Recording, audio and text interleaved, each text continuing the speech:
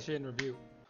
Okie dokie, artichokey. Why don't we get back to it? Why don't we? Okay. So, what happened? We got two sessions to go over 47, 48, real quick. Y'all beat the fire trial. This guy, Ragnaros, big fiery creature. As you beat him down and got him lower, he eventually just turned into a straight water elemental, and he was shooting back big, large wave attacks that eventually knocked Bunny and Inu unconscious.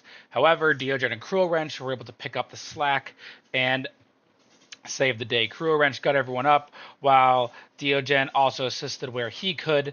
And thus, after this, Inu, after being knocked down, focuses up, uses his power to rip the gem out, or uses his strength to rip the gem out of the monster and propel himself into the air with his new ability to water bend.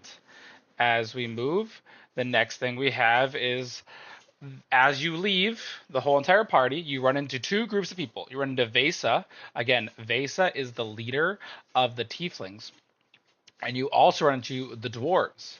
So the dwarves are kneeling towards you all and say nothing in respect. And Vesa, who does not care about them, is very happy greeting you all, and just saying that he would love it if you could all go and reclaim Atlanta for him.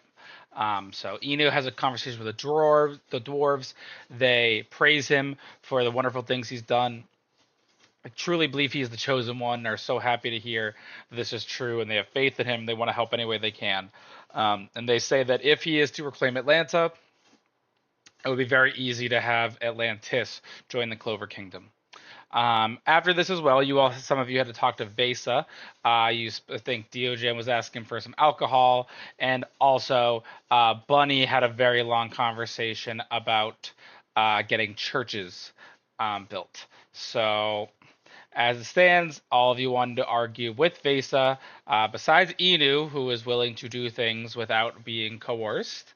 But all of your characters need to be coerced, I guess. So Cruel Wrench, as Vesa's looking at Cruel Wrench's contract.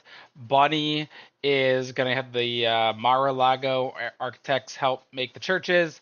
And Diogen gets infinite Jack Daniels through Vesa's servant Dinky, which will be coming up.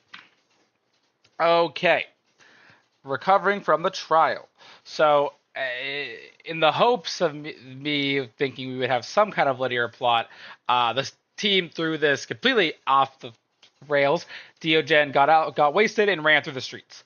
So Diogen found in an alley, he found some elven peasants, and he started offering them the deck of many more things.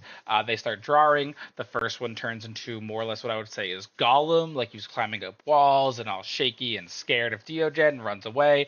The second man just becomes extremely wise, and he starts to ponder and hear the call of Toby, who is now working more closely or is thinking more about Bunny's cause, as Bunny in this session also went and talked to Toby as when they were sleeping, and in a dream Toby said that they were willing to help in this journey of wanting to further the religion, as they are the sole proprietor of the religion.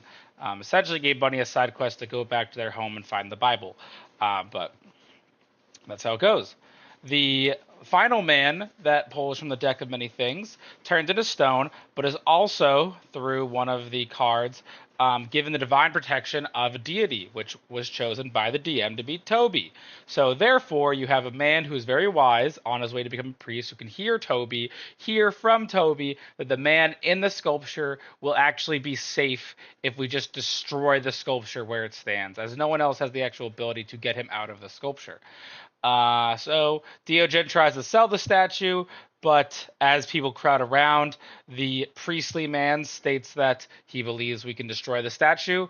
The party, specifically Bunny, is skeptical, but Inu recently got a call from his girl Nami that they need help. So Inu doesn't give a shit, breaks the statue, and it is shown by Toby, the Toby that is follows Bunny around, the small little dog, saving the man, that it was real, a miracle performed, and that Toby is the one that did it, and many people are left in awe. Although the priest is a little upset at Bunny for not believing him or in Toby.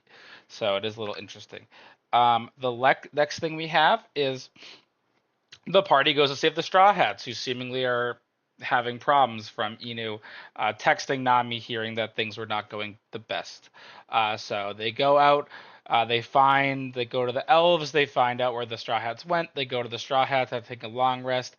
They walk up. They see a group of sharks. Diogen casts Speak with Animals, and then tells the sharks that Inu is the king of Atlantis, and Inu uses his new magical water bending ability to make a big vortex come around his sword.